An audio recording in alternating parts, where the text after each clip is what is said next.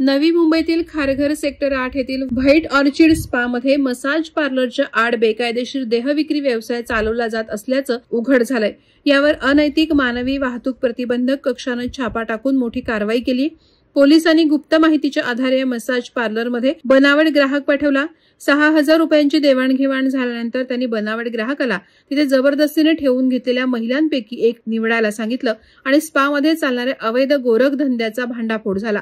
पोलिसांनी लागलीच कारवाई करत स्पा सेंटरचा मालक, मॅनेजर आणि एका मदतनीसाला अटक केली आहे। या कारवाईत स्पा सेंटरमध्ये काम करणाऱ्या 6 महिलांना त्या व्यवसायात जबरदस्तीने भाग पाडलं जात होतं। पोलिसांनी तात्काळ त्या महिलांची सुटका केली असून त्यांचं समुपदेशन आणि पुनर्वसन करण्यात येत आहे। या रॅकेटमध्ये आणखी कोणी सामील आहे का याचा तपास सुरू आहे। अटक करण्यात आलेल्या व्यक्तींची चौकशी करून संपूर्ण जाळं उघडकीस येण्याची शक्यता आहे। दरम्यान खारघरसारखे विकसित होत असलेल्या परिसरात अशा प्रकारचे बेकायदेशीर व्यवसाय चालत असल्याचे चिंतेचं वातावरण निर्माण झालंय। पोलिसांनी यावर कठोर उपाययोजना राबवण्याचे संकेत दिले आहेत। वादळवारा लाईव्हसाठी अमोल कांबळे, नवी मुंबई। नवी मुंबई व रायगड जिल्ह्यातील ताज्या बातम्या आणि घडामोडींसाठी सबस्क्राईब करा वादळवारा लाईव्ह चॅनल आणि दाबा बेल आयकॉन।